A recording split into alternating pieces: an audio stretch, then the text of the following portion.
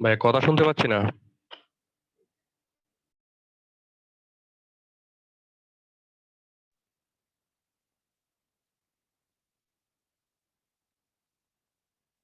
ঠিক আছে, সবাইকে স্বাগত জানাচ্ছি আজকের এই সেশনে। একটু লেট হয়ে গেল, সরি। আমাদের নতুন দুজন পার্টিসিপেন্ট জয়েন করেছেন, তাতে একজনকে এখনো রিচ করতে পারেনি। উজ্জ্বল ভাই বোধহয় এখনো জয়েন করতে পারেনি, তাই না? আচ্ছা, ঠিক আছে, আমরা শুরু করি। আপনারা জেনে আনন্দিত হবেন যে আমরা গণিতের প্রথম ব্যাচটি সফলভাবে সম্পন্ন করেছি, শেষ করেছি। আমরা দ্বিতীয় ব্যাচটি শুরু করেছি। যেহেতু এটা রোটেটিং কোর্স, মানে হচ্ছে প্রথম 4 মাসে যে ক্লাসগুলো হবে, পঞ্চম মাস থেকে মানে আজ থেকে নতুন করে আবার সেই ক্লাসগুলো রিপিটেশন হবে। ফলে যারা দ্বিতীয় বা তৃতীয় মাসে জয়েন করেছেন, মানে আমি কোর্সটা শুরু করেছিলাম মার্চ থেকে, যারা হয়তো কেউ হয়তো যদি এপ্রিলে জয়েন করে থাকেন বা মেতে জয়েন করে থাকেন, জুনে জয়েন করে থাকেন, তিনি কিন্তু আজ থেকে আবার পরবর্তী ক্লাসগুলো পাবেন। মানে আমি মেতে বা জুনে যে ক্লাসগুলো নিয়েছি সেগুলো প্রথম 2 মাস নিব না। ফলে আপনি যদি 2 মাস ক্লাস আগের কোর্সের সঙ্গে করে থাকেন, তাহলে এই কোর্সের সঙ্গে প্রথম 2 মাস ক্লাস করলে আপনার ফুল কোর্স কমপ্লিট হয়ে যাবে। এটা হচ্ছে রোটেটিং কোর্সের সুবিধা। আর আমাদের কোর্সটা যেহেতু মান্থলি পেমেন্ট, যার ফলে আপনি যখন তখন জয়েন করতে পারবেন, যখন তখন চলে যেতে পারবেন, আপনার ক্ষতি হবে না। ধরা গেল আপনি 4,000 টাকা দিয়ে বা 3,000 টাকা দিয়ে যদি কোনো একটা কোর্সে ভর্তি হন, তারপর যদি কোর্সে ভর্তি হওয়ার পর মনে হচ্ছে যে না, ভালো লাগছে না, ক্লাস আমার জন্য এই কোর্স না, আপনি কিন্তু লিভ করার সুযোগ নেই, কারণ অলরেডি পেমেন্ট করে ফেলেছেন। এই জন্য আমি ফুল কোর্সে পেমেন্ট 100 নিচ্ছি না, আমি মান্থলি পেমেন্ট নিচ্ছি 800 টাকা করে। কেউ যদি 1 মাস ক্লাস করার পর মনে হয় যেন ভালো লাগছে না, okay fine, you may leave any time. আর গত 3 তারিখ ক্লাসটা করেছিলাম, সেখানে আলোচনা করেছিলাম যে কিভাবে আমরা ম্যাথের প্রিপারেশন নিতে পারি, স্টেপ বাই স্টেপ, কোন ধাপের পরে কোন ধাপ করা উচিত। কেউ যদি হয়তো আমার কোর্স না করেন, এমনিতে যারা আমাকে ফেসবুকে দেখেন বা ইউটিউবে দেখেন, অথবা নিজে থেকে যদি কেউ প্রস্তুতি নিতে চান, তাহলে সে কিভাবে স্বাবলম্বী হয়ে নিজে নিজে স্বাবলম্বী হতে পারবে, এই স্টেপ গুলো ব্যাখ্যা করেছিলাম। তো আজ আর কোনো ব্যাখ্যায় যাচ্ছে না, সরাসরি অধ্যায় চলে যাচ্ছে। আজকে আমরা যে অধ্যায়টি শুরু করবো দিয়ে, সেটা হচ্ছে সরল সমীকরণ। যারা ফেসবুকে দেখছেন ভিডিওটি শেয়ার করে দিন, আপনার ফ্রেন্ডরা যেন দেখে উপকৃত হয়। আর যারা নতুন 2জন জয়েন করেছেন, উজ্জ্বল ভাই সম্ভবত এখনো জয়েন করেনি, তানিয়া আপুকে পেয়েছি, শ্রাবণী আপু জয়েন করেছেন। আমার ক্লাসের কিছু নিয়ম আছে, সেটা হচ্ছে যে আমি যখন পড়াবো, আমার ক্লাসের থিওরি হচ্ছে বাদ যাবে না একটি শিশু থিওরি। মানে হচ্ছে কেউ একজনও যদি না বুঝে, তাকে ক্লিয়ার হয়ে যেতে হবে। আপনি যদি করেন যে সবাই তো রেসপন্স করছে, আমি নতুন, আমি রেসপন্স করছি না বা বুঝতেও পারছি না, তাহলে কি রেসপন্স করব, থাক, কেউ ভাই আবার কি মনে করে, এই কথাটা ভেবে নিজের ক্ষতি করবেন না। কোনো একটা লাইনও যদি আপনি না বুঝেন, ক্লিয়ার হয়ে যাবেন। আমি খুব স্লো পড়াই, শুনলেই দেখবেন। আর সেকেন্ড থিওরি হচ্ছে যে, মানে পড়ানোর মাঝখানে আনমিউট করে প্রশ্ন করা যাবে যে ভাই এই লাইনটা বুঝিনি, আবার বলবেন কেন, এটা সুযোগ থাকবে। আচ্ছা, আর আরেকটা একটা 2 দিস্তা খাতা করবেন। তিস্তা খাতা, সকল আর্টের ওয়াটারপ্রুফ মোড়কের খাতা কিনেন, যেন সেরকম 2 দিন অনেক দিন কাজে লাগে। ইভেন গভর্নমেন্ট ব্যাংক বলেন, প্রাইভেট ব্যাংক বলেন, যে কোনো নিয়োগ পরীক্ষা আপনার কাজে লাগবে। ম্যাথ তো ম্যাথই, ম্যাথের কি কোনো ডেফিনেশন, ম্যাথের কি ভেরিয়েশন, ম্যাথের ট্রিগোনোমেট্রি, জিওমেট্রি, অ্যালজেব্রা, পাটিগণিত, এগুলো হচ্ছে ম্যাথের ভেরিফিকেশন বা ক্লাসিফিকেশন। কিন্তু ব্যাংকের ম্যাথ, বিসিএস এর ম্যাথ, এমন কি কোনো ক্লাসিফিকেশন ম্যাথে আছে? নেই। গণিত একটাই, কিন্তু জাস্ট আপনার প্রিপারেশনের স্ট্র্যাটেজিটা ভিন্ন। আপনি যদি গণিত অ্যাবসলিউটলি পারেন, আপনি সূচকের জিনিসটা বুঝেন, লগ জিনিসটা পারেন, লগের অঙ্ক আপনি পারেন, এখন সে অঙ্ক ব্যাংকে আসুক আর বিসিএস এ আসুক, আপনি কিন্তু পারবেন। সো আমরা অ্যাক্টিভ থাকবো এবং প্রত্যেকটা লাইন ক্লিয়ার হয়ে যাবে। আমরা শুরু করি। বলেন, সরল সমীকরণ, সমীকরণ তো সমীকরণই, সরল আবার কি? সমীকরণ কি জটিল হয়? হ্যাঁ, জটিল হয়। আপনারা জটিল সংখ্যা একটা চ্যাপ্টার আছে গণিতের, একটু আপার লেভেলে, এটা আমরা এসএসসি তে পাইনি, এটা আমরা পড়াবো না। ইয়েতে আছে, রিটেনের সিলেবাসে আছে। আবার আছে কি দ্বিঘাত সমীকরণ আছে, বহুপদী উৎপাদকের সমীকরণ, অনেক ধরনের সমীকরণ আছে। কিন্তু এগুলো সবগুলো আমাদের বিসিএস এর সিলেবাসে নেই। এমনকি আমাদের যে ক্লাস 9 পর্যন্ত যে কারিকুলাম ছিল সেখানেও ছিল না। আবার লিখিত পরীক্ষায় কিন্তু দ্বিঘাত সমীকরণ আছে, বহুপদী সম্ভবত আছে, বহুপদী আছে। সো রিটেনের কোর্স যখন আমরা করাবো, তখন দ্বিঘাত, বহুপদী, জটিল এগুলো হয়তো লাগতে পারে। কিন্তু প্রিলিমিনারি কোর্সে আমরা সরল সমীকরণ পর্যন্ত আমরা থাকবো। সমীকরণ মানেটা কি? সমীকরণ ওয়ার্ডটা কি ধরনের সেন্টেন্স, কি ধরনের, কোন পার্টস অফ স্পিচ? কোন ওয়ার্ডের কোন ভার্বের শেষে যদি অন যুক্ত হয়, শয়ন, গমন, চলন, সমীকরণ, যে কোনো ক্রিয়াপদের শেষে যদি অন যুক্ত হয় তাহলে সেটা হয়ে যায় বিশেষ্য পদ হয়ে যায়। ক্রিয়াকে বিশেষ্য করার টেকনিক এটা। যাওয়া হচ্ছে ভার্ব, ক্রিয়াপদ। আমি যদি যাওয়া না বলে বলি গমন, তাহলে সেটা কি হয়ে গেল? নাউন হয়। তাহলে সমীকরণ হচ্ছে একটা নাউন, নাম, বিশেষ্য পদ, যেটা বোঝায় মাঝখানে একটা সমান চিহ্ন থাকে, দিয়ে আমি সমান করব। ধরেন আমি বললাম যে এক্স সমান সমান 3। এখন আমি যদি বলি 2x, আমি যদি বলি 3, তাহলে কি আমি সমান দিতে পারবো? পারবো না। কারণ x এর মান যদি 3 হয়, তাহলে x এর দ্বিগুণ হবে 3 এর দ্বিগুণ। আমাকে সমান করতে হলে, এটা আপাতত সমান ছিল না, সমীকরণ ছিল না, অসমীকরণ ছিল এটা। এটাকে সমান করতে চাইলে কি করতে হবে? এখানে 2 দিয়ে গুণ করেছি, ডান পক্ষ 2 দিয়ে গুণ করবে। এখন তারা সমান হয়েছে, এখন আমি এই সমান চিহ্নটা দিতে পারবো। অর্থাৎ সমীকরণ বলতে বোঝায় যে মাঝখানে একটা সমান চিহ্ন থাকবে, তার ডানে এবং বামে এমন দুটো রাশি থাকবে, রাশি তো আমরা বুঝি, এমন দুইটা রাশি থাকবে যার মান একে অপরের সমান, পরস্পরের সমান। এটাই হচ্ছে সমীকরণ। সমীকরণ জিনিসটা বুঝতে পারেন নাই, বা কোনো প্রশ্ন কি কারো আছে, বা কোনো মন্তব্য আছে কারো?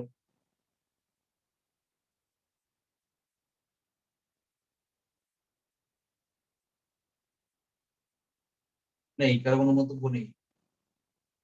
আচ্ছা, আমরা সমীকরণ বুঝলাম। আমরা সমীকরণ সমাধানের কিছু নিয়ম দিই, সমীকরণের কিছু শর্ত লেখেন। 1 নম্বর লেখেন, সমীকরণ আপনারা বুঝেছেন, এখন খাতায় লিখেন সমীকরণের শর্ত।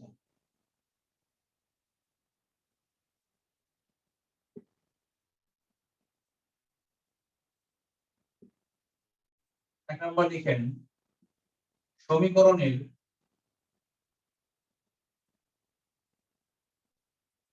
উভয় পক্ষকে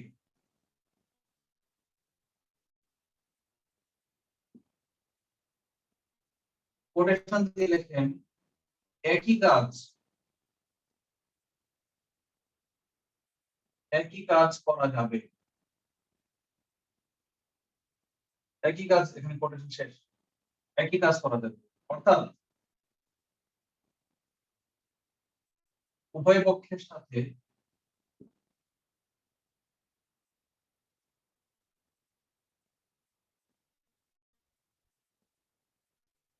একই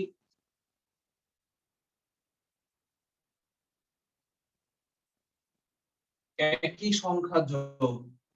আচ্ছা, ক্লাস কি রেকর্ড হচ্ছে? আপনাদের কাছে শো করছে? জি ভাই, শুকর। একই সংখ্যা যোগ উভয় পক্ষ থেকে একই সংখ্যা বিয়োগ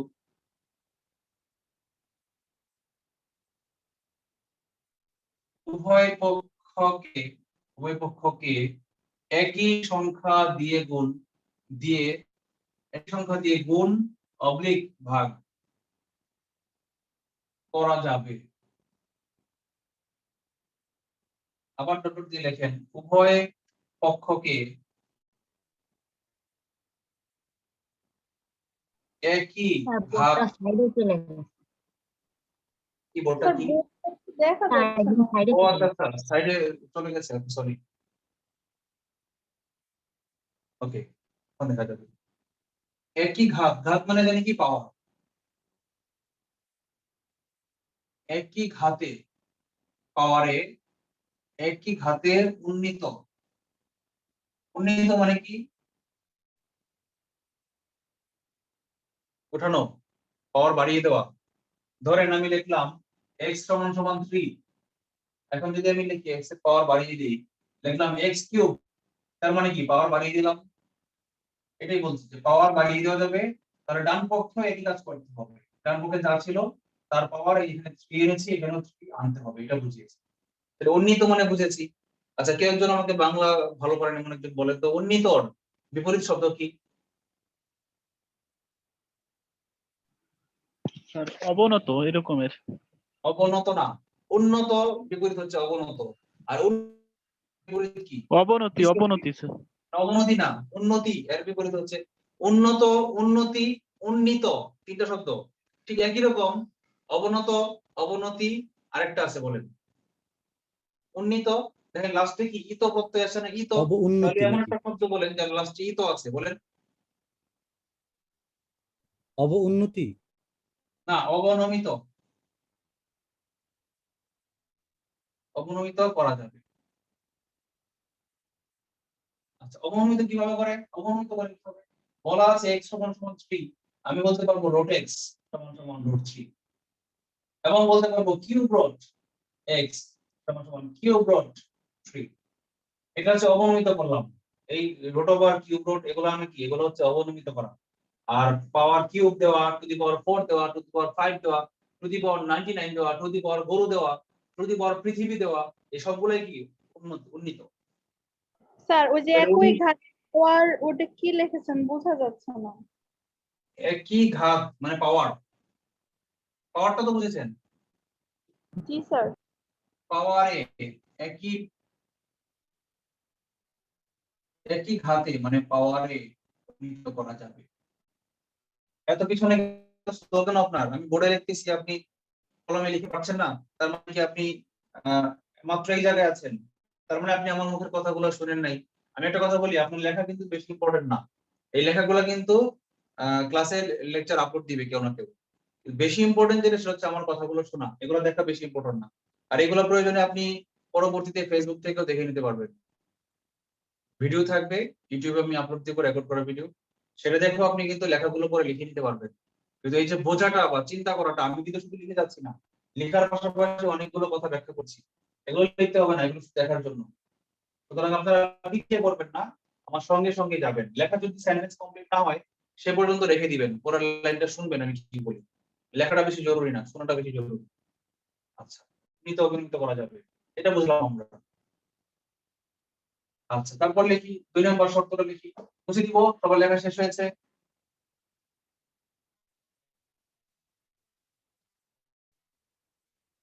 শাকিলা আপু কি আছেন? মির্জা শাকিলা জান্নাত। গত ব্যাচে আমাদের একজন আপু ছিলেন, মিনিট স্টেকার, তিনি আমাদের প্রত্যেকটা ক্লাস লিখতেন, খুব সুন্দর করে নোট করে আমাদের গ্রুপে আপলোড দিতেন, ফলে যদি কেউ ক্লাস মিস করতো সেটা নোট পেয়ে যেত। এই ব্যাচে আমরা একজন অ্যাক্টিভ আপু বা ভাইয়া, জাতির কান্ডারি লিডার একজন চাই আমরা, যিনি অঙ্কগুলো নোট করবে। এবং শুধু তাই না, শাকিল আপু অঙ্কগুলো প্রথমে ক্লাসে বুঝতো, পরবর্তীতে সে পরের দিন মাঝে মাঝে পরের দিন আপু দিত। তার মানে কি? তার মানে উনি সময় নিয়ে পরে সুন্দর করে কালার পেন দিয়ে খাতায় নোট করতো। কারণ আমার সঙ্গে তাল মিলে দেখলে তার হাতের লেখা সুন্দর হবে না, কারণ আমি স্পিডে লিখছি। সুতরাং এমন একজন জাতির কান্ডারি এই ব্যাচে আমরা চাই, দেখতে চাই কে এই দায়িত্বটা নিতে চান। আচ্ছা, সমীকরণের 2 নম্বর শর্ত। 2 নম্বর শর্ত হচ্ছে, আগে বলেছি আমরা যে কোনো সমীকরণের উভয় পক্ষে একই কাজ করা যায়। এবার আমরা শিখবো সমীকরণের সাইড চেঞ্জ করা। দেখেন, সমীকরণের পার্শ্ব পরিবর্তন।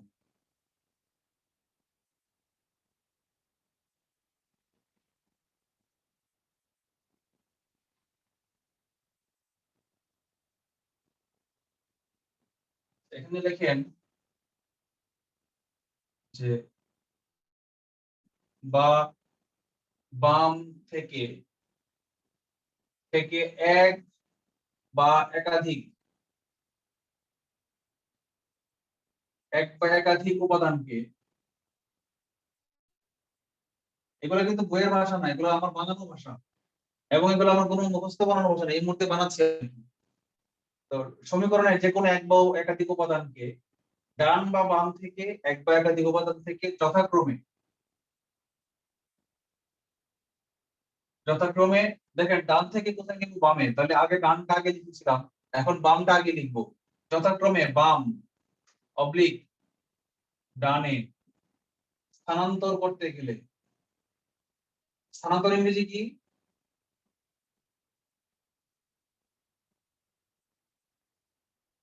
Side change. রিপ্লেস করা। Exchange, sir not replace. Replace মানে স্যার প্রতিস্থাপন, সাইড চেঞ্জ নাকি? এক্সচেঞ্জও না, এক্সচেঞ্জ মানে মুভ বিনিময়। Move. Move, right, move or transfer দুইটাই কারেক্ট। এক্সচেঞ্জ এবং রিপ্লেস দুইটা একদম এক না, এক্সাক্ট এক না। আমি মুভ অথবা মুভের চেয়ে বেশি অ্যাপ্রোপ্রিয়েট আমি কিন্তু ট্রান্সফার।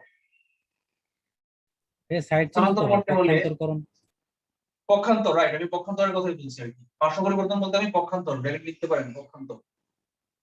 পক্ষ যোগ অন্তর, অন্তর মানে কি? এই পক্ষান্তরের সন্ধি বিচ্ছেদ কি? পক্ষ যোগ অন্তর, অন্তর মানে কি? বিয়োগ, পক্ষ চেঞ্জ করা, এক্সচেঞ্জও বলা যায়। সেক্ষেত্রে এই পক্ষান্তরের যদি আমরা আক্ষরিক অনুবাদ করি তাহলে কিন্তু এক্সচেঞ্জ চলে আসে, আর স্থানান্তরকে যদি আমরা আক্ষরিক অনুবাদ করি তাহলে ট্রান্সফার চলে আসে। করতে হলে চিহ্ন পরিবর্তন করতে হবে, চিহ্ন পরিবর্তনের ব্র্যাকেটে লিখে রাখেন বিপরীত। কেমন পরিবর্তন? একদম পুরোপুরি বিপরীত করতে হবে, বিপরীত। উদাহরণটা কি লিখতে হবে না আপনারা অলরেডি বুঝে ফেলেছেন? যেমন, আচ্ছা এরপর একটু লিখে রাখেন যোগ থাকলে যোগের বিপরীত কে? বিয়োগ। এটা হচ্ছে একটা বিপরীত, যোগ যোগ। আরেকটা বিপরীত, গুণের বিপরীত ভাগ, গুণের বিপরীত কে? ভাগ। যেমন একটা উদাহরণ দিই, x2 = y,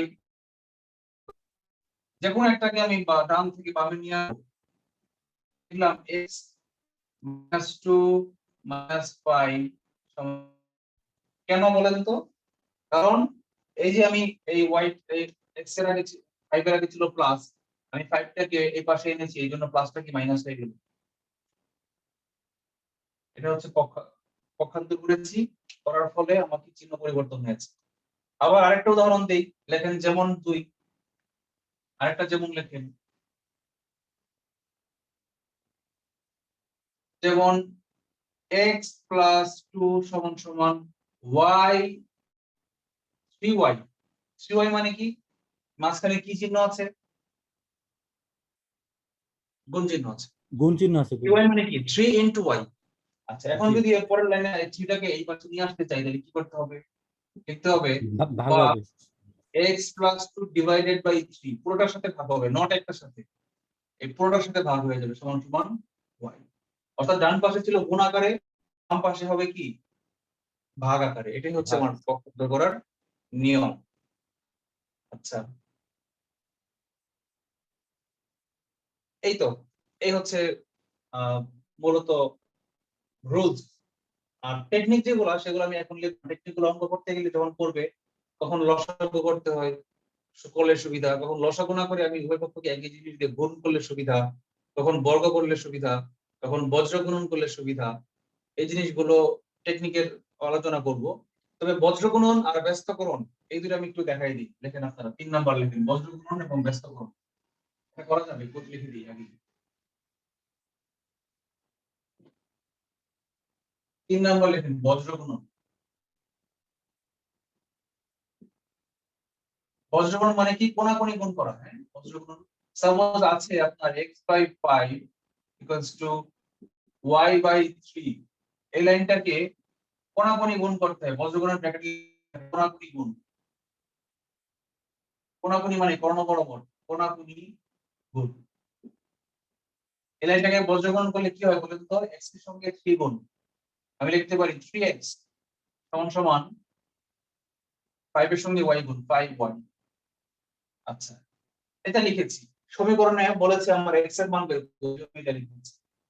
কিন্তু যদি বলতো এই সমীকরণ থেকে y এর মান বের করুন, তাহলে কি আমি এভাবে লিখতাম না কিভাবে লিখতাম? কেউ একজন বলেন তো। স্যার 5y = 3x লেখা যেত সেই ক্ষেত্রে। রাইট, 5y = 3x লিখতাম, মানে 5y টাকে আমরা বাম পাশে লিখতাম। থ্যাংক ইউ, গোবিন্দ বলেছেন তাই না? কিছু কিছু মানুষের স্যার কণ্ঠ আমি চিনে ফেলেছি, গোবিন্দর কণ্ঠ, রায়ানের কণ্ঠ, রফিক ভাইয়ের কণ্ঠ।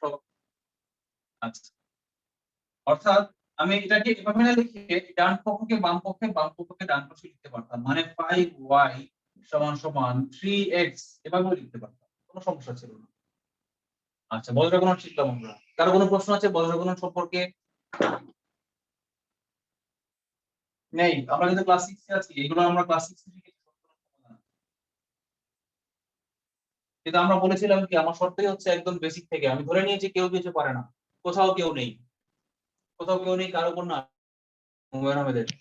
হুমায়ুন আহমেদ। আচ্ছা 4 নাম্বার হচ্ছে কি? ব্যস্তকরণ। ব্যস্ত মানে কি? বিজি।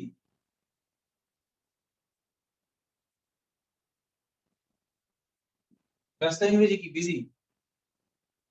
আর অঙ্কে ব্যস্ত ইংরেজি কি? রেসিপ্রোকাল। Reciprocal, right. রেসিপ্রোকাল একটা পয়েন্ট হয়ে গেল। রেসিপ্রোকাল মানে রেসিপ্রোকাল প্রোনাউন আপনারা পড়েছেন না, প্রোনাউনের প্রকার ভেদে পড়েছেন না, রেসিপ্রোকাল প্রোনাউন। আচ্ছা, রেসিপ্রোকালটা কঠিন শব্দ, একটা ইজি শব্দ বলেন তো, ম্যাথে ইউজ করি আমরা ওই ইংলিশ ওয়ার্ডটা। ইনভার্স বেশি ইউজ করি আমরা, ইনভার্স। যদি বলা হয় এক্স ইনভার্স মানে কি? X two the power -1। X inverse মানে কি বলেন তো? 1/x। এটা হচ্ছে ব্যস্ত। আচ্ছা, আমরা বলতে এটা এটা না, এটা আমরা যারা লিখছি লিখি, সমস্যা নাই। আমরা ব্যস্ত বলতে এটা বোঝাচ্ছি না। আমরা ব্যস্ত বলতে এখন বোঝাবো সমীকরণের দুই পাশে কিভাবে ব্যস্ত করা যায়। ধরেন একটা সমীকরণ আছে x বাই y, আগের সমীকরণটা লিখি, x/3 সমান সমান y/5। এটাকে যদি আমি ব্যস্ত করে ফেলি কি হবে? 3/x উল্টাই দিলাম, বাম পক্ষে উল্টাই দিলাম, 3/x সমান সমান, তাহলে বাম পক্ষকে আমরা যা করব, মনে রাখবেন সমীকরণের দুই পাশে দুই ভাই, এক ভাইকে আমি যা করব ওই ভাইকে, ওর ডান পাশের ভাইকেও তাই করতে হবে। যদি না করি তাহলে এই ভাইকে করবো না, সেই ভাই মাইন্ড করবে। আর কোন এক ভাই যদি মাইন্ড করে তাহলে আপনার অঙ্ক 0। অঙ্ক ঠিক রাখতে গেলে দুই ভাইকেই সমানভাবে স্যাটিসফাই করতে হবে। তাহলে বাম বাম পাশের ভাইকে যদি উল্টে দিছি, মানে পা ছিল নিচে, পা কে উপরে দিয়ে মাথা নিচে দিয়ে দিয়েছি, তাহলে ডান পাশের ভাইকেও একই কাজ করতে হবে। পা দুইটা নিচে ছিল, বাইন্ধা একদম গাছের ডালে ঝুলাই দেন, উপরে পাই নিচে ওয়াই। এটাই হচ্ছে ব্যস্তকরণ। কি করলাম আমরা? ব্যস্ত করলাম। দেখেন ব্যস্তকরণ। ব্যস্ত সম্পর্কে কারো কোনো প্রশ্ন আছে?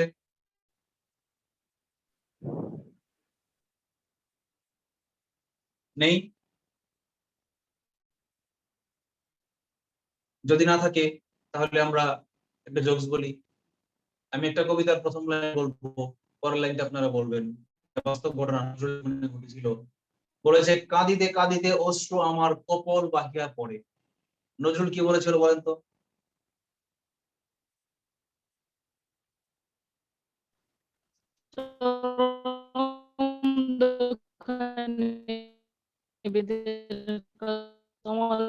ডালে।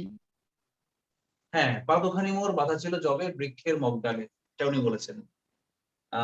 ঠিক আছে, এখানে একটু একটা শুভঙ্করের ফাঁকি আছে, বলেন তো ঘটনাটা কি? ফাঁকিটা কি কেউ বলতে পারে?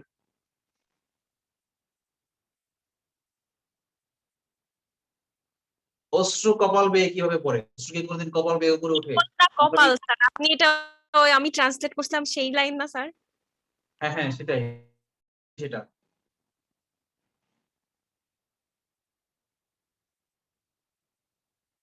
কপাল মানে হচ্ছে ফোরহেড। চোখের পানি অভিকর্ষের কারণে তো নিচ দিকে পড়ে, কপাল বেয়ে তো উঠে না। তাহলে চোখের পানি কপাল বেয়ে কখন উঠবে? যখন ছোট ভাইয়ের বা বড় ভাইয়ের পা দড়ি দিয়ে বেঁধে গাছের সাথে ঝুলিয়ে দেওয়া হবে, মানে কপাল নিচে থাকবে, তখনই তো সে কান্না করলে পানিটা কি কপাল দিয়ে বেয়ে বেয়ে পড়বে। আর ঠিক আছে আপনার নাকি নাই?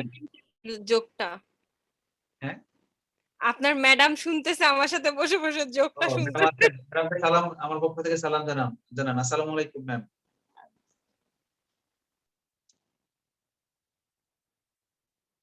আচ্ছা বলেন, এখন আসলে কি লাইনটা কি ছিল? লাইনটা কি আসলে কপাল ছিল না অন্য কিছু ছিল? কেউ একজন বলেন, এই সাহিত্যের এই লাইনটা জানেন না, ঐতিহাসিক ঘটনাটা? কপাল ছিল না অন্য কিছু ছিল? কাঁদিতে কাঁদিতে আমার তাসলিম আপুর কথা আমরা শুনতে পাচ্ছি না, নেটে প্রবলেম করছে। আচ্ছা আমি বলে দেই, এটা ছিল হচ্ছে কপল। কপল, কপল মানে হচ্ছে গাল।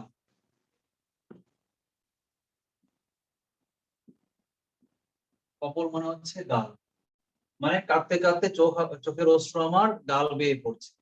আরেকটা গান শুনেছেন রাজ্জাকের, আয়নাতে ওই মুখ দেখবে যখন কপলের কালো তিল পড়বে চোখে। কপলের মানে কি? কপালের না, কপলের মানে গালের।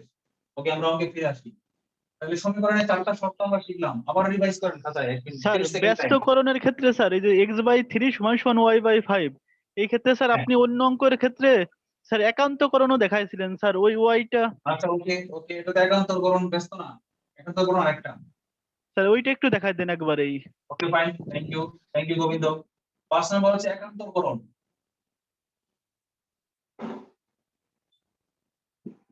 একান্তরকরণ নামটা শুনে, নামটা কি কেউ একজন ইয়ে করেন তো, সন্ধি বিচ্ছেদ করেন তো। একান্তরকে সন্ধি বিচ্ছেদ করলে কি আসে কেউ বলেন তো? স্যার এক যোগ অন্তর। রাইট, এক যোগ অন্তর। অন্তর মানে কি? ওই যে এক্সচেঞ্জ বা ট্রান্সফার। অন্তর মানে এক্সচেঞ্জ বা ট্রান্সফার। আর এক মানে কি? এক পার্শ্ব। একান্তর মানে কি? ব্যস্তকরণে যেমন আমরা পুরোটাই উল্টে দিয়েছিলাম, বা বজ্রকরণে যেমন আমরা দুই সাইডে আমরা কি গুণ করেছিলাম, এখানে তা করবো না। এখানে কি করব? যে কোনো এক সাইডকে প্যারালাইজড করে স্থির করে রাখবো, আর যে কোনো বাকি এক সাইডকে আমরা চেঞ্জ করবো। কেমন? ধরেন আমি আবার আগের সমীকরণটা লিখি, x/3 = y/5। এখন এটাকে একান্তর করলে কেমন করা যেতে পারে? যে কোনো কর্ণ বরাবর আমি স্থির রাখবো, বাকি এক কর্ণ বরাবর আমি রিপ্লেস করে দিব, এক্সচেঞ্জ করে দিব। এটা এখানে একদম এক্সচেঞ্জ ওয়ার্ডটা এখানে একদম পারফেক্ট। ট্রান্সফার মানে হচ্ছে স্থানান্তর, মানে 3 কে y কে ওখানে নিয়ে গেলাম, কিন্তু y কে এখানে আনলাম না, এটা হচ্ছে ট্রান্সফার। আর যদি বলি এক্সচেঞ্জ, বিনিময়, মানে কি? এক্সচেঞ্জ মানে হচ্ছে এর জায়গায় সে যাবে, সে জায়গায় সে আসবে। দুইজন যখন দুইজনের জায়গায় দুইজনকে রিপ্লেস করবে, সেটা হচ্ছে এক্সচেঞ্জ। তাহলে এক্সচেঞ্জ, রিপ্লেস, ট্রান্সফার, এটার ডিফারেন্সটা আপনারা বুঝতে পেরেছেন? কেউ কি আছেন যে এক্সচেঞ্জ, রিপ্লেস, ট্রান্সফার এই তিনটা ডিফারেন্স এখনো ক্লিয়ার না, কোনো একটু ঝামেলা আছে, এমন কি কেউ আছেন? আরেকবার বলবেন? আচ্ছা, আবার বলছি, তামিম বলেছেন। মনে করেন এখানে একটা ঝুড়ির মধ্যে দুইটা ঝুড়ি আছে, তিনটা ঝুড়ি আছে। এক নম্বর ঝুড়িতে আছে এক্স, দুই নম্বর ঝুড়িতে আছে ওয়াই। আমি যদি এই নতুন একটা ঘটনা সৃষ্টি করি, যেখানে এই এক্স কে আমি ওয়াই এর ঝুড়িতে ট্রান্সফার করে দিলাম, কিন্তু ওয়াই কে কিছু করলাম না, এক্স আর ওয়াই দুজন এখানে চলে গেল। আমি কি করলাম বলেন তো? আমি ট্রান্সফার করলাম, এটা হচ্ছে ট্রান্সফার। আমি ওয়াই কে এক্স এর সাথে ট্রান্সফার। আচ্ছা, এবার আমরা রিপ্লেস শিখি। রিপ্লেস, হ্যাঁ, রিপ্লেসটা কেমন? রিপ্লেস হচ্ছে একজনকে ধাক্কা দিয়ে সরিয়ে দিয়ে আরেকজন বসবে, এটাকে রিপ্লেস বলা হয়। যেমন এক্স টা যদি এখানে এসে ওয়াই এর জায়গায় আসে, এবং ওয়াই টাকে যদি ধাক্কা দিয়ে সরিয়ে পুশ করে সরিয়ে দেয়, মানে এক্স টা যদি এখানে থাকে আর ওয়াই টা যদি এখানে থাকে, এটা হচ্ছে আমার রিপ্লেস। আচ্ছা, আর এক্সচেঞ্জটা কি? এক্সচেঞ্জটা হচ্ছে এক্স এর জায়গায় ওয়াই যাবে, কিন্তু ওয়াইটা আবার এক্স এর জায়গায় ব্যাক করবে জাম্প করে, এটা হচ্ছে এক্সচেঞ্জ। মানে ওয়াইটা এখানে চলে আসবে, এক্স টা এখানে চলে যাবে। এটা হচ্ছে আমার এক্সচেঞ্জ। তিনটা ফেনোমেনা, তিন রকম। বুঝতে পেরেছেন? বলেন, ফেনোমেনা অর্থ কি? ইভেন্ট স্যার, ঘটনা। ঘটনা, রাইট।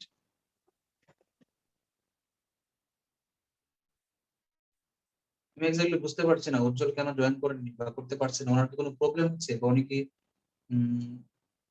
দেখেন তো মেসেঞ্জারে, আমাদের গ্রুপটাতে কেউ একজন মেসেজ দেন তো যে, উজ্জ্বল ভাই আপনি জয়েন করতে পারছেন না কেন? রফিক ভাই একটু মেসেজ দেন তো উজ্জ্বলকে, উনি জয়েন করছেন না কেন, বা করতে পারছেন না নাকি, নাকি অন্য কোনো ডিভাইস দিয়ে জয়েন করেছেন, যেটা আমি বুঝতে পারছি না। এমন তো কোনো ডিভাইস নাই, সবগুলো তো পার্সোনাল নামে। আচ্ছা, আমরা আবার একান্তকরণ শিখলাম না? এখনো শিখি নাই, এখন শেখাবো। একান্তকরণটা কি? একটা সাইডকে আমরা এক্সচেঞ্জ করতে পারি। যেমন এই লাইনটা যদি বলি যে এক্স আর ওয়াই ঠিক জায়গায় আছে, এক্স আর 5 ঠিক জায়গায় আছে, আমি এই কর্ণ বরাবর আমি জায়গা এক্সচেঞ্জ করে দিলাম, মানে ওয়াইটাকে এখানে নিয়ে আসলাম আর 3 টাকে এখানে নিয়ে গেলাম, এটা কি হলো? একান্তর করলাম। অথবা আমি যদি এই কাজটা না করতাম, এটা বাদ, এই লাইনটা বাদ, এই লাইন থেকে জাম্প করে এখানে আসি, যদি আমি লিখতাম যে এই কোণাকুণি বরাবর, লাল কালি দিয়ে ইউজ করি, যদি আমি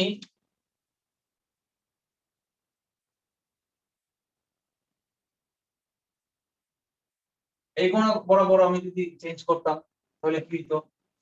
আমি 3 আর ওয়াই কে ফিক্স রাখতাম। এখানে আমি বাম পক্ষে ছিল নিচে 3, এটাকে ফিক্স রেখেছি। ডান পক্ষে আমি উপরে ওয়াই ছিল, এটা তো ফিক্স রেখেছি। কিন্তু আমি এই এক্স আর 5 কে আমি এক্সচেঞ্জ করতে চাই, করলাম, উপরে 5 দিয়ে আসলাম আর এক্স কে এখানে নিচে নিয়ে গেলাম, এটাও কারেক্ট। এই দুইটাই হচ্ছে কি একান্তরকরণের শর্ত। একান্তর আমি এভাবে করতে পারবো, কোনো সমস্যা হবে না। আচ্ছা, কারোর মধ্যে কি প্রশ্ন হচ্ছে, স্যার এই লাইন সমীকরণ এই সমীকরণ তো মিললো না, তাহলে কি মান কি চেঞ্জ হয়ে গেল? এই দুই সমীকরণ সমাধান করলে এক্স এর মান কি এইখানে যা আসবে এখানে কি তাই আসবে, একটু ডিফারেন্ট উল্টা আসবে কিনা, এরকম কি কারোর মধ্যে প্রশ্নের উদয় হয়েছে? ভুল বলেছি? এরকম কি এরকম কোন প্রশ্ন কি কারোর মনে উদিত হয়েছে? এই যে উদয় বলেছি এটা ভুল ভুল লিখেছি, ভুল বলেছি। বিসিএস বাংলায় আসে যে সূর্য পূর্ব দিকে উদয় হয়, বাক্য নিচের বাক্যে ভুল বাক্যটিকে সংশোধন করুন আসে সূর্য পূর্ব দিকে উদয় হয়। এটা সংশোধন কি? সংশোধন হচ্ছে সূর্য পূর্ব দিকে উদয় হয় না, উদিত হয়। উদিত হলো। উদিত হলো। কোনো কনফিউশন কি কারোর মধ্যে সৃষ্টি হয়েছে?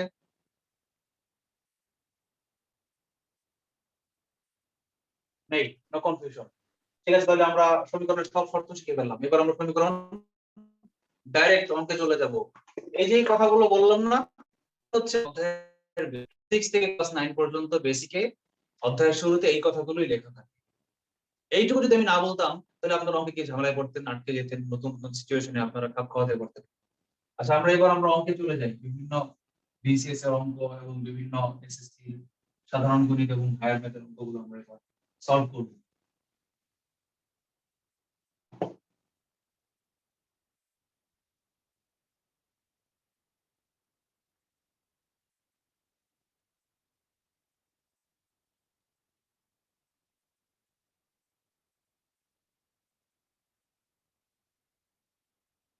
আচ্ছা, আপনারা ক্লাস 9 এ 3.1 এবং 3.2, 3.3 এখানে যে উৎপাদকে বিশ্লেষণ করা ছিল, তারপর কমন নেওয়া যে বিষয়গুলো ছিল, এই বিষয়গুলো কি আপনাদের একটু মনে আছে? কিভাবে কমন নিতে হয়, সমীকরণ থেকে কিভাবে কমন নিতে হয়, এবং কিভাবে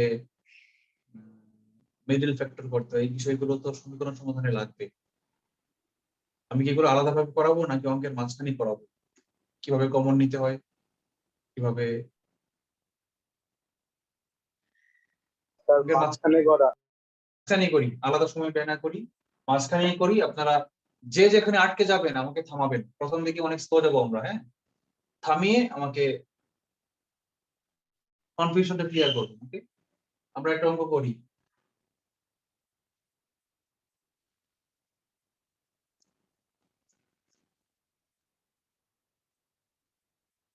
আচ্ছা, আরো কিছু শর্ত লিখি। লেখেন, এমন একটা অঙ্ক যদি আসে x-5 into y-3 equals to 0, অথবা এমন একটা শর্ত যদি আসে যে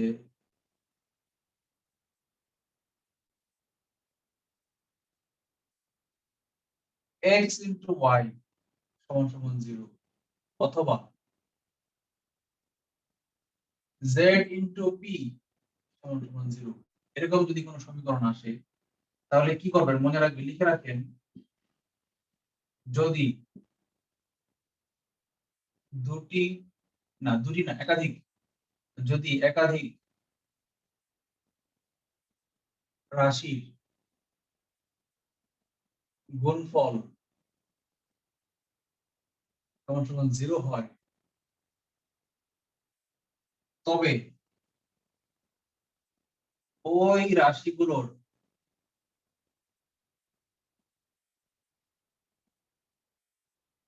যে কোনো একটি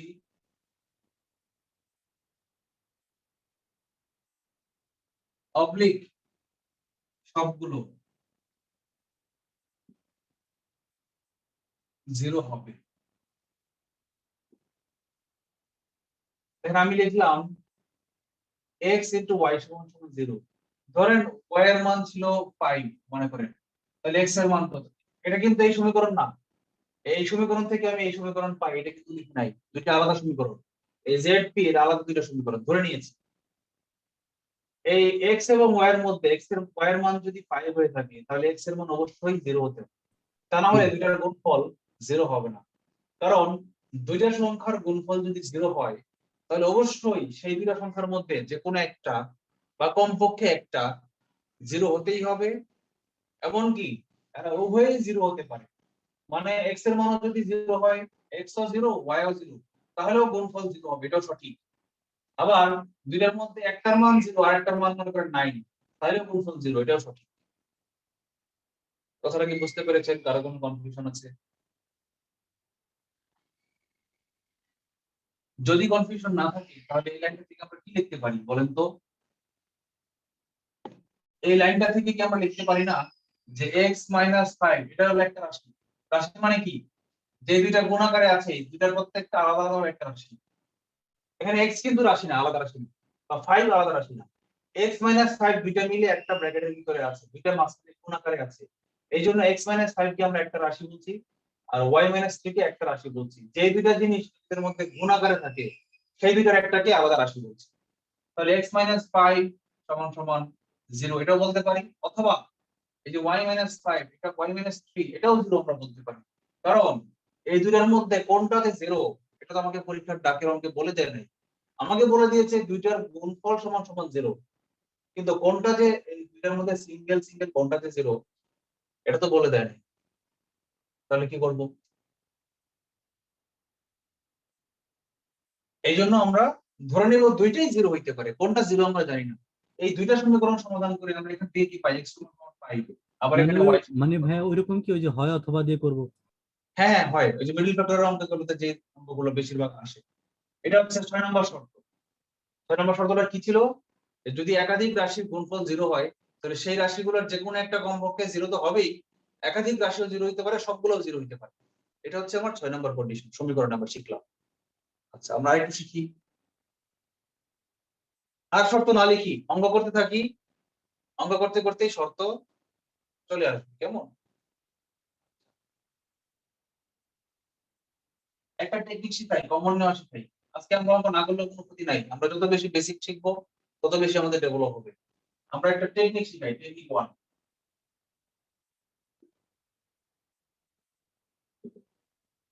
দেখেন কমন নেওয়া।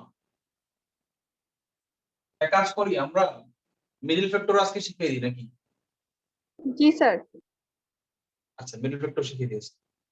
আমরা একটা জিনিস শিখিয়ে দিই, কমন নেওয়া। কিভাবে আমরা কমন নিতে পারি? দেখেন যে অংশটুকু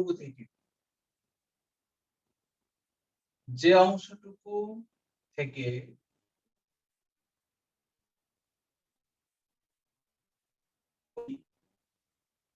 বা সংখ্যা, রাশি অবলিক সংখ্যা কমন নিব,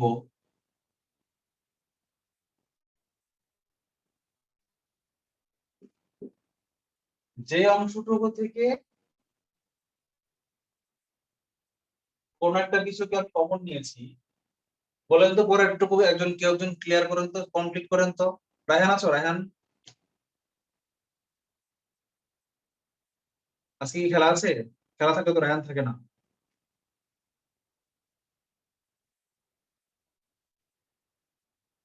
রায়হানকে তো দেখতে পাচ্ছি, পার্টিসিপেন্ট লিস্টে তো রায়হানের নামটা আছে, কিন্তু রায়হান বোধহয় খেলা দেখায় ব্যস্ত আছে। অন্য কেউ একজন বলেন তো, পরে আমি কি লিখতে চাচ্ছি আপনাদের কমন সেন্স দেখে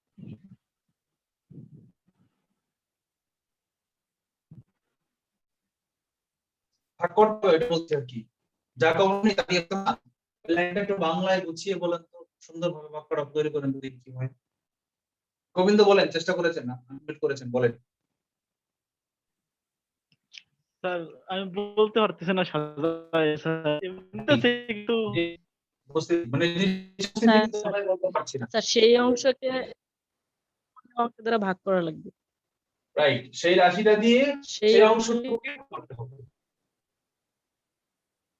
জি স্যার।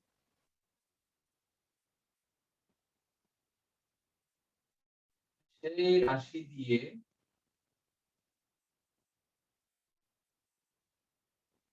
সেই সমগ্র অংশটুকুকে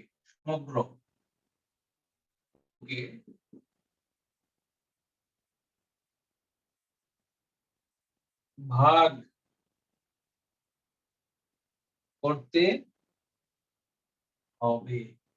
ঠিক আছে, সমীকরণের ক্ষেত্রে যেমন আমরা একটা উদাহরণ লিখি, আমরা একটা লাইন লিখি, ধরেন 2x² - 6x প্লাস x - 3। আমি একটা কাল্পনিক একটা সমীকরণ লিখলাম। এখন বলেন তো এই প্রথম রাশিটা থেকে আমি যে কমন যে নিব, আমরা কমন নেওয়া শিখতেছি, হ্যাঁ। কমন আমরা সেই অংশটাই নিব যেটা নিলে দুইটা থেকেই ভাগ যায়, দুইটার মধ্যেই বিদ্যমান আছে, নিঃশেষে বিভাজ্য হয়, সেটাই আমরা কমন নিব। 2 6 3 এগুলো থাকে, তখন আমরা কি নিব, তাদের গসাগু নিব। গসাগু তো বুঝেন, আপনাদের গসাগু চ্যাপ্টার করেছি, মানে যে সংখ্যাটা দিয়ে এই দুইটাকে ভাগ যায় সেটাকে গসাগু বলে। যে সংখ্যাটা দিয়ে 2 এবং 6 দুইটাকে ভাগ যায় সেটা আমি কমন নিতে পারবো। আর 2 6 এরকম অ্যাবসলিউট নাম্বার না হয়ে পূর্ণ সংখ্যা না হয়ে যদি অজানা চলক হয়ে থাকে x y z এগুলো থাকে, তাহলে কি করবো বলেন তো? সর্বনিম্ন ঘাত কমন নেব, সর্বনিম্ন যেটা থাকবে সেটা কমন। সর্বনিম্ন যে পাওয়ারটা সেটা কমন থাকে। এখানে আছে x স্কয়ার, এখানে x এর পাওয়ার কত 2, এখানে শুধুমাত্র x। যাকে জিজ্ঞেস করবো সে বলবে তানিয়া খান বলেন এখানে x পাওয়ার কত? জি স্যার। তানিয়া খান। ওহ স্যার, স্যার স্যার 1 1, তাহলে এখানে আছে x পাওয়ার 2, এখানে x, এখানে থেকে কোনটা যাবে? তানিয়া খান কত? শোনো না, স্যার এখানে x স্কয়ার, এখানে x, এখানে কোনটা? 2x শুধু x, রাইট, শুধু x কমন যাবে আর সংখ্যা যাবে কি? রিপিট হচ্ছে কেন কথা? কেউ একজন দুইটা ডিভাইস দিয়ে জয়েন করেছেন, তিনি একটা ডিভাইস প্লিজ বন্ধ করে দেন অথবা মিউট করে দেন, তা না হলে আচ্ছা বুঝতে পেরেছি, ওকে। এখান থেকে দেখেন এই 6 আর 2 এর কথা বলছে, দুই কমন আছে। আবার x স্কয়ার আর x এর মধ্যে সর্বনিম্ন পাওয়ার হচ্ছে x, তাহলে আমি x কমন নিলাম। এখন আমি কি করব বলেন তো, এটাকে ভাগ দিব। এই প্রথমটাকে আমি একবার ভাগ দিব 2x দিয়ে, আবার দ্বিতীয়টাকে আমি ভাগ দিব 2x দিয়ে। আমি এইটুকুতে ভাগ দিয়েছি, এই দুটোর মধ্যে আমি কমন নিয়েছি, এখান থেকে আমি কমন নিচ্ছি না। কি হবে বলেন তো, এই 2x স্কয়ার কে আমি 2x দিয়ে ভাগ দিলে কি থাকে, 2 তে 2 তে কাটা, x স্কয়ার কে x দিয়ে ভাগ দিলে থাকে অনলি x, তার মানে আমার এখান থেকে অনলি x কমন, x অবশিষ্ট থাকে, বাকিটা আমি কমন নিচ্ছি। আচ্ছা, মাইনাস 3 মাঝখানে চিহ্ন মাইনাস দিলাম, মাইনাস 3 থাকে। 6 এর কি এখন 2 দিয়ে ভাগ, 2x দিয়ে ভাগ করব। 6x থেকে আমি যেটা কমন নিছিলাম 2x কমন নিছি, 2x, এই 2x দিয়ে ভাগ করব। x x এ কাটা, x থাকে না, 6 কে 2 দিয়ে ভাগ করলে কি থাকে 3, আমি লিখলাম 3, এই আমার শেষ, কমন নেওয়া শেষ, এইটুকুর কাজ আমার শেষ। আবার দেখেন তো এখান থেকে কিছু কমন যায় কিনা, x এবং 3 এই দুটোর মধ্যে কি কমন যায়? স্যার 1 কমন যায়, 1 1 কমন যাবে স্যার। 1 তো সবকিছুর মধ্যে কমন যায়, যেখানে কোনো গসাগু নাই সেখানে 1ই গসাগু, মানে ভাগ যাচ্ছে না কাউকে দিয়ে, তাহলে আমি মনে মনে কল্পনা করছি 1 দিয়ে ভাগ যাচ্ছে দুইটা, এইজন্য আমি 1 কমন নিছি। কিছু কমন যায় না মানে কি আমরা 1 কমন নিই, x 3। তাহলে দেখেন এই চারটা রাশি কি কমন নেওয়ার ফলে দুইটা রাশিতে পরিণত হয়েছে। আচ্ছা, এটার মধ্যে কোনো কিছু কমন যায়? স্যার যায় 2x - 3 মাইনাস রাইট, এই দুইটা রাশির মধ্যে এখানে x 3 গুণাকারে আছে, এখানে x 3 গুণাকারে আছে।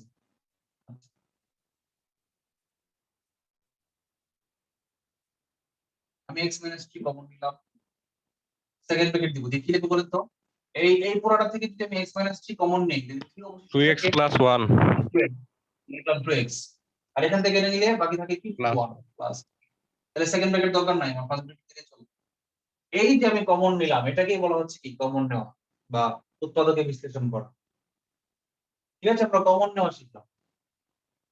এখন আমরা শিখবো কি মিডল ফ্যাক্টর। আমরা আজকে অঙ্ক প্রয়োজনে নাই করব, মিডল ফ্যাক্টরটা খুব ইম্পর্টেন্ট, সব সমীকরণ সমাধানে মিডল ফ্যাক্টর আসে বলতে গেলে, এমনকি পিতা পুত্রের অঙ্কেও মিডল ফ্যাক্টর আসে, পাটিগণিতের যে পিতা পুত্রের অঙ্ক সেখানেও মিডল ফ্যাক্টর লাগে, সমীকরণ সমাধান করতে মিডল ফ্যাক্টর লাগে, একেবারে 60 to 70% সমীকরণে মিডল ফ্যাক্টর লাগে।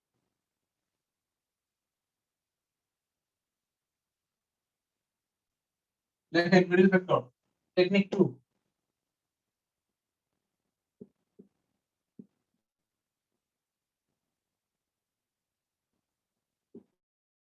নাম কি মিডল ফ্যাক্টর। ফ্যাক্টর মানে কি? ফ্যাক্টর মানে কি?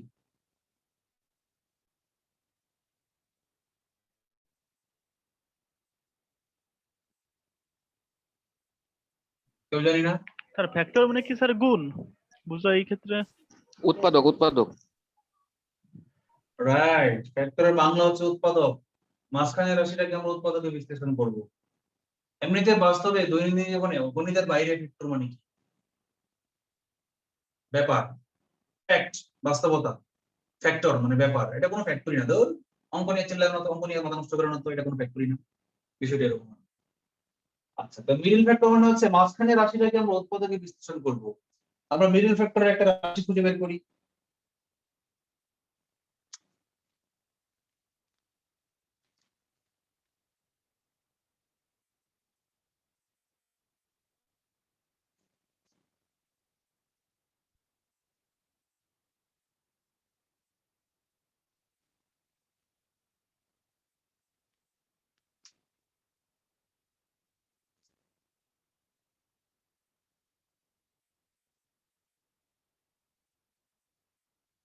Sir x square plus 9x plus 23 বলেন, x square plus 9x plus Plus 20 327, 27 লিখবো না 318 লিখবো? জি স্যার 18 আচ্ছা, 6 18 3 9 হবে 6 3 9 হবে আর এটা কি বললেন? 6 3, হ্যাঁ 18 ইকুয়াল টু 0, সহজের একটা রাশি। তাহলে মিডল ফ্যাক্টর করার নিয়ম, নিয়ম 1 লেখেন। নিয়ম 1 নাম্বারটা লিখুন।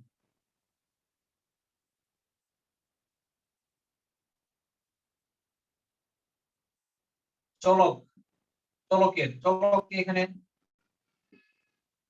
আচ্ছা চলক মানে কি বুঝি আমরা? চলক এবং ধ্রুবক।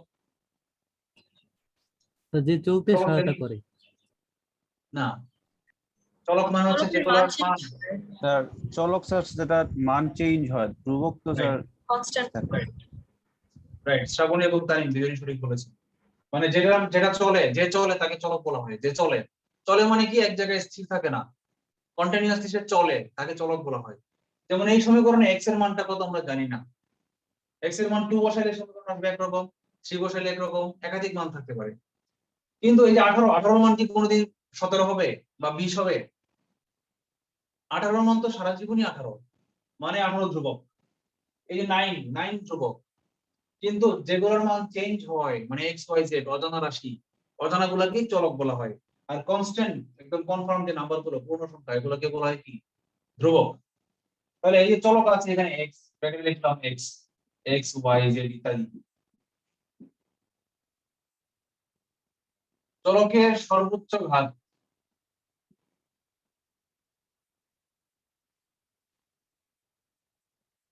ও সর্বনিম্ন, আচ্ছা বলুন তো এই সমীকরণে x এর সর্বনিম্ন পাওয়ার কত? 2 স্যার।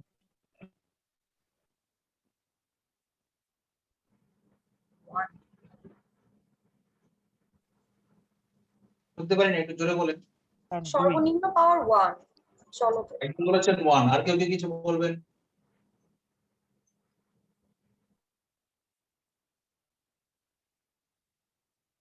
সবাই কি একমত 1? সর্বনিম্ন 1 আর সর্বোচ্চ 2। সর্বনিম্ন 1, সবাই কি একমত? সর্বোচ্চ 2, এটা একমত। সর্বনিম্ন যে 1, এটা কি সবাই একমত? ভাই 0 হইতে পারে, কারণ x to the power 0 equal to 1। 0 হইতে পারে না, 0 হইছে। এখানে মনে মনে কি আছে বলুন তো? 18 ইনটু x টু দি পাওয়ার 0 আছে না? x টু দি পাওয়ার 0 এর মান কত? 1, মানে x টু দি পাওয়ার 0। এখানে মনে মনে x টু দি পাওয়ার 0 আছে, মানে x এর সর্বনিম্ন ঘাত 0। আচ্ছা, এত কঠিন ভাবে মনে রাখার দরকার নাই। আমরা তো জিনিসটা বুঝি যে মিডল ফ্যাক্টরে তো maximum time x to the power 4 ই থাকে। x টু দি পাওয়ার 4 থাকলে কিন্তু এখানে আবার x স্কয়ার থাকতে পারতো। এই জন্য আমি যদি লিখতাম যে x এর স্কয়ার সম্পন্ন রাশি এবং x বর্জিত রাশি গুণ করতে হবে, তাহলে কিন্তু লাইনটা অ্যাবসলিউট হতো না, ভুল হয়ে যেত। হয়তো এই লাইনের ক্ষেত্রে মানে x এর পাওয়ার 2 থাকলে আমার এই লাইনটা সঠিক হইতো। কিন্তু যেই মিডল টার্মে, যেই মিডল ফ্যাক্টরে x এর পাওয়ার 4 বা আরো বড় কিছু থাকে, তখন কিন্তু এই লাইনটা সত্য হইতো না, মিথ্যা হয়ে যেত। এই জন্য আমি একটু কঠিন করে লাইনটা লিখতেছি। এটা ইউজলেস না, অকারণে কঠিন করছি না, এটাকে সার্বজনীন ভাবে গ্রাহ্য করার জন্য, সবসময় ইউনিভার্সাল ট্রুথ বানানোর জন্য লাইনটাকে আমি একটু কঠিন করছি। এটা বইয়ের ভাষা না, এটা আমার ভাষা। কি লিখবো? এই এক্স এর সর্বোচ্চ ঘাত ও সর্বনিম্ন ঘাত বিশিষ্ট রাশিকে গুণ করব, রাশিকে গুণ করব। দেখেন এই যেমন এই উদাহরণের জন্য লেখেন, যেমন এক্স স্কোয়ার ইনটু 18 সমান সমান কি 18 এক্স স্কোয়ার। এটা হচ্ছে প্রথম ধাপ। 2 নম্বর ধাপ কি? আপনাদের ক্লাস 9 10 পড়ে আসছেন, এগুলো কি স্যাররা শিখাইছে এভাবে বা পৃথিবীর কোনো বইয়ে আছে?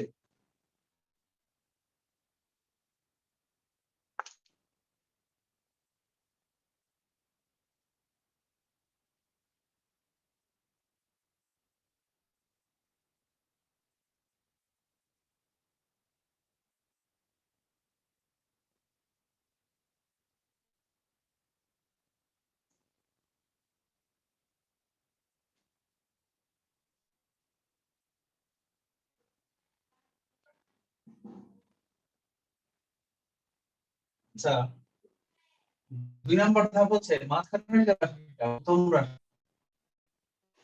আমি মধ্য রাশি বলি। হ্যাঁ, আমরা মধ্য রাশি না কঠিনভাবে বলতে পারতাম যে এক্স এর মাঝামাঝি ঘাত সম্পর্কিত রাশি, এভাবে না বলে আমরা মধ্য রাশি বলি। হ্যাঁ,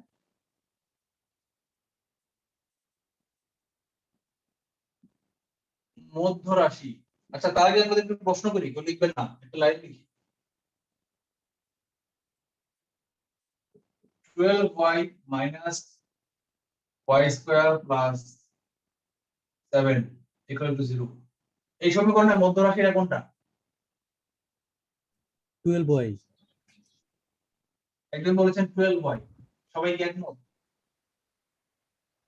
জি স্যার। মধ্য রাশি বলতে আমি 1 2 3 পজিশনের মধ্য বোঝাই না। মধ্য বলতে আমি কি বুঝাইছি এখানে বলেন তো?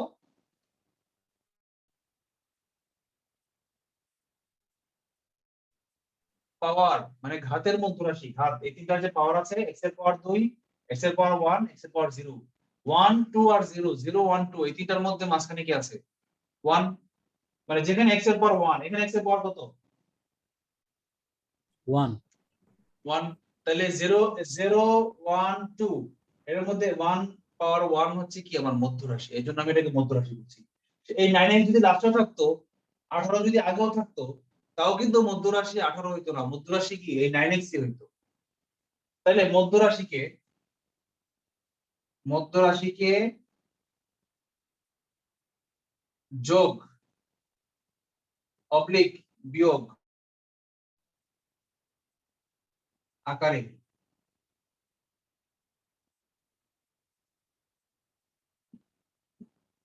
দুই ভাগে এমন ভাবে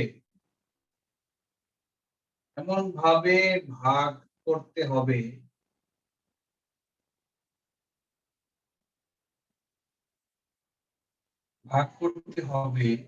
যেন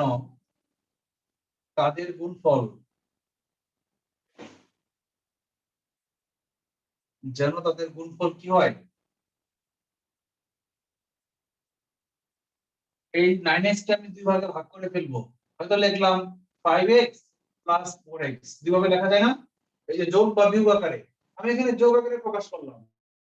কেউ যদি বলতো যে না, আমি 9x কে বিয়োগ আকারে প্রকাশ করব, আমি লিখবো 11x minus 2x, কোনো সমস্যা নেই। দেখেন এটা সমান সমান 9x, এটা সমান সমান 9x। আমি দুইটার যে কোনো একটা ভাবে প্রকাশ করব, এমন ভাবে প্রকাশ করব যেন তাদের গুণফল এই 11x এবং মাইনাস 2x, যেন তাদের গুণফল ব্র্যাকেটে লিখেন চিহ্ন সহ গুণফল।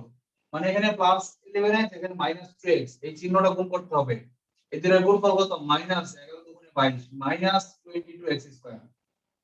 যেন তাদের চিহ্ন সহ গুণফল কি হয় বলেন তো? পরে লাইনটা আমি কি লিখবো, কেউ একজন বলে ফেলেন তো আমার আগে। যেন তাদের গুণফল কার সমান হয়?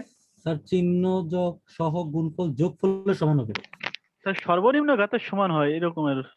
না না না না, এই যে দুইটার গুণফল, এই 9x কে ভাগ করলাম আমি এই দুই ভাগে, এই দুইটার গুণফল কার সমান হইতে হবে? এই 5x আর 4x এই দুইটার গুণফল 20x স্কয়ার মানে কার সমান হইতে হবে? স্যার সর্বোচ্চ এবং সর্বনিম্ন 18 ঘাতের সমান 18 সমান রাইট এই রাইট, 20 থাকতে হবে। ঘাত সম্পর্কে কি গুণফল ছিল? এই যে এই গুণফল, এই গুণফলের সমান হইতে হবে। জি স্যার 18 সমান আগের হতে হবে। গুণফলের এক নম্বরের তো হবে গুণফলের না। সমান হইতে হবে। নিচে লেখেন তাদের গুণফল কি হইতে হবে? আগের গুণফলের সমান হতে হবে। বোর্ড কি দেখা যাচ্ছে? আগের গুণফলের ব্র্যাকেটে লিখে রাখেন আগের গুণফল কোনটা? 1 নং এর 1 নং সমান হতে হবে।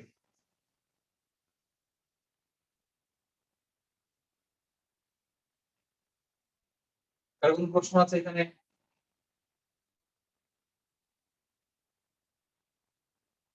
আগে লিখে শেষ করেন, পরে প্রশ্ন করেন।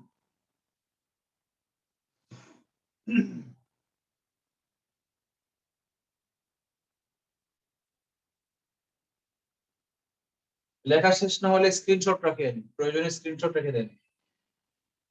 আচ্ছা, এখন বলেন তো এই যে আমি বললাম গুণফল, এখানে তো আমার হয়েছিল 18x স্কয়ার, আমি যে 9x কে যোগ বিয়োগ করে প্রকাশ করলাম 4x আর 5x, আমার গুণফল কত হয়? দুইটার গুণফল 20 20x স্কয়ার। এটাকে রাফ করি আমরা, এটা মুছে দেই।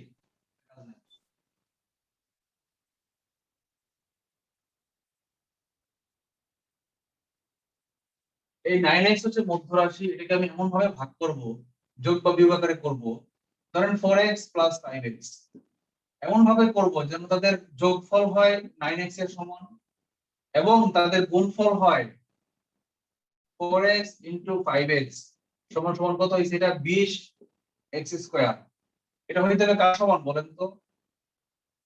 এই যে এই দুইটার গুণফলের যে ছিল 18x স্কয়ার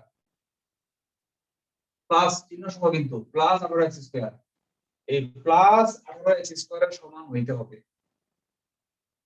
তো এখানে তো সমান হয় নাই, তাহলে আমি কি করব বলেন তো? 6 আর 9 হবে। 6 আর 6 আর 3 হবে। 6 আর 3 আমি এটা না লিখে যদি লিখতাম এই মাইনাস কিভাবে লিখতাম যে 3x প্লাস 6x, তাহলে কি 9x মিলছে, যোগফল 9x মিলছে, আর গুণফল কত? 18x square. তাহলে কি এখন মিলছে? এটাও মিলছে, এটাও মিলছে, গুণফলও মিলেছে আবার যোগফলও মিলেছে। এইটাই আমার কাজ। এই 9 কে ভাগ করলে যে 3 এবং 6 এ ভাগ করলে মিলে যায়, এটা খুঁজে বের করাই হচ্ছে আমার মিডিফ্যাক্টরের কাজ। তাহলে এতক্ষণ যা বললাম সব ভুলে যান, কিচ্ছু বুঝি নাই, সব ভুলে গেছি।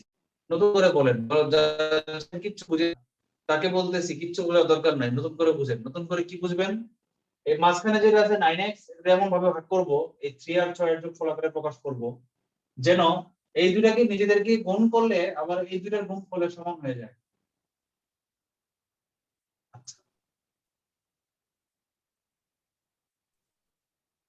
এখানে আবার আরেকটা টেকনিক আছে, মনে রেখো।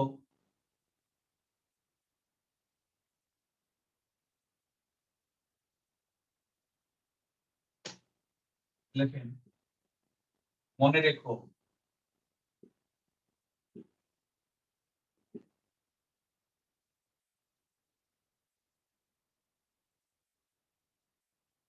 যদি সর্বোচ্চ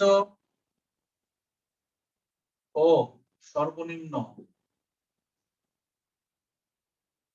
ঘাতের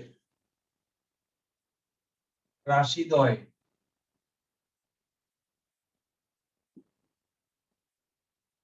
একই চিহ্ন বিশিষ্ট হয়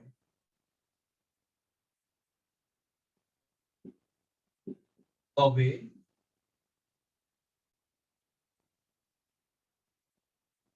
মধ্য রাশির বিভাজন দুটিও, বিভাজন মানে ভাগ করছি না আমরা, ওই 9x কে যে 3x এবং 6x এ ভাগ করেছিলাম সেটা আমি বিভাজন বোঝাচ্ছি। মধ্য রাশির বিভাজন দুটিও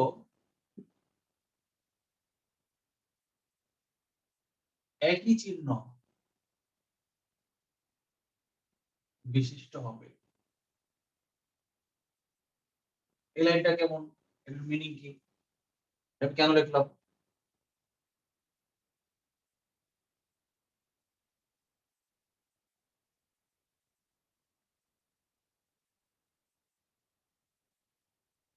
এটার মিনিং কি বলেন?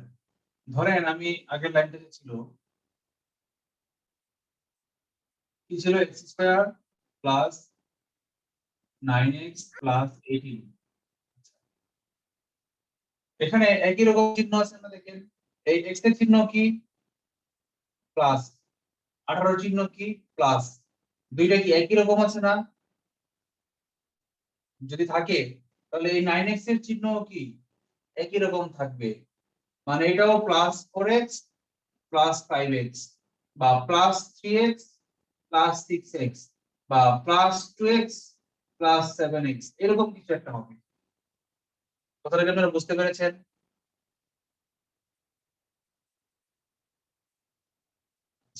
আরেকটা রাশি নেই,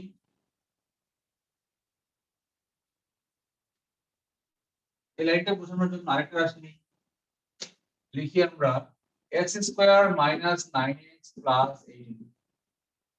এটাকে যদি আমরা ভাগ করি তাহলে কি রকম হবে? এখানে চিহ্ন কি প্লাস, এখানে চিহ্ন কি প্লাস, সেম চিহ্ন নাকি ডিফারেন্ট চিহ্ন? সেম। সেম। তাহলে এটাকে আমার সেম চিহ্নে ভাগ করতে হবে। কি রকম সেম চিহ্নে ভাগ করব? লিখলাম x square minus minus 3x 6x minus minus 6x plus 18। এরকম, অথবা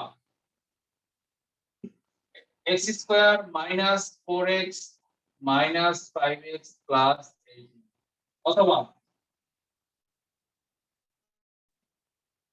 x স্কয়ার মাইনাস ধরেন 7x মাইনাস 2x প্লাস 18। যে কোনো একটা হতে পারে, যে কোনো একটা হতে পারে,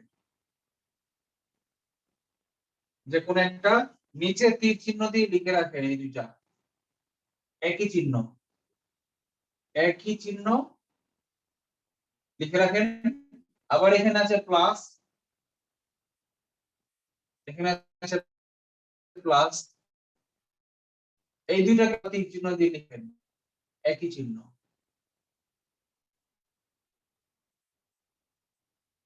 এভাবে লিখতে পারেন। Is it clear? কারো কোনো প্রশ্ন আছে? কেউ কোনো প্রশ্ন করে না, ব্যাপার কি? মনে রেখো 2, এটা হচ্ছে মিডল ফ্যাক্টর, মনে রেখো 1। এবার লেখেন মনে রেখো 2।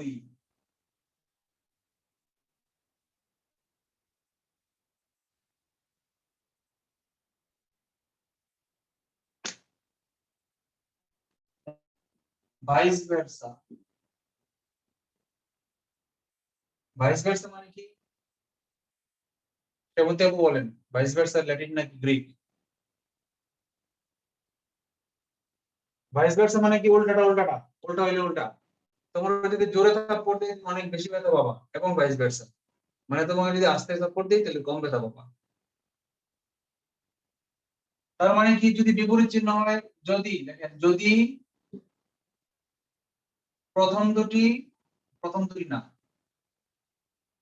কিভাবে লিখবো? শর্টকাটে কিভাবে লিখবো বলেন তো? শুধু এটুকু লিখে রাখেন, যদি বিপরীত চিহ্ন হয়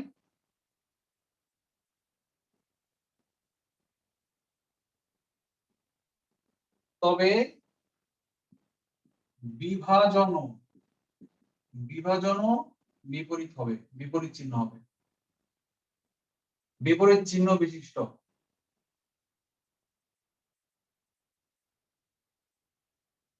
হবে। একটু উদাহরণ লিখি। ধরেন লিখলাম আমি x square plus 9x minus 22 equal to 0। এটা আমি একটা সমীকরণ লিখলাম, এখন আমি এটাকে নিজে ফ্যাক্টর করব। তাহলে বলেন এখানে কি একই চিহ্ন আছে নাকি বিপরীত চিহ্ন আছে?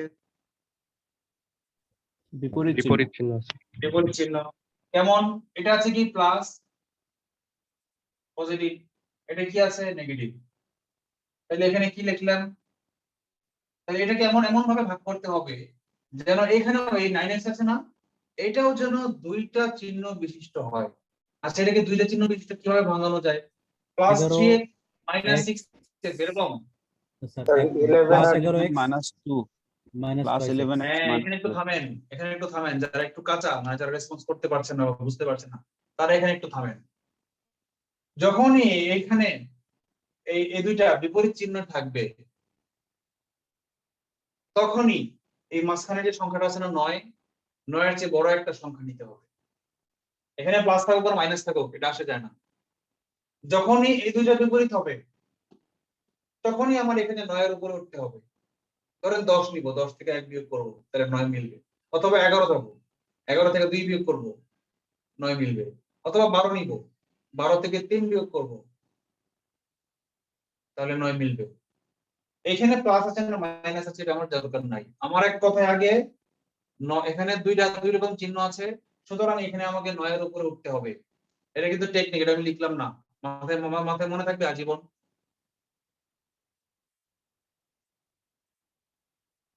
স্যার সংক্ষেপে তো এভাবে মনে রাখা যায় না, যেমন ওই যে 1 নং 22 একে 22, 11 দুগুণে 22, তারপর হচ্ছে আমরা এবার 9 কে মিলাবো, তো 9 যেহেতু প্লাস তাহলে 11 থেকে 2 বিয়োগ করলে তো প্লাস 9। না 11 থেকে যে 2 বিয়োগ করবো আমি খুঁজবো কিভাবে? আমার তো আগে খুঁজতে হবে, আমি আগে 2 থেকে খোঁজা শুরু করব। 2 + 7 মিলে নাই, 7 × 14 মিলে নাই। 3 + 6 318 মিলে নাই। 4 + 5 4 × 5 20 মিলে নাই। 5 + 4 মিলে নাই। আবার উল্টা দিক থেকে ঘুরে আসেন 6 / স্যার 3 লসাগু করলে হয় না স্যার?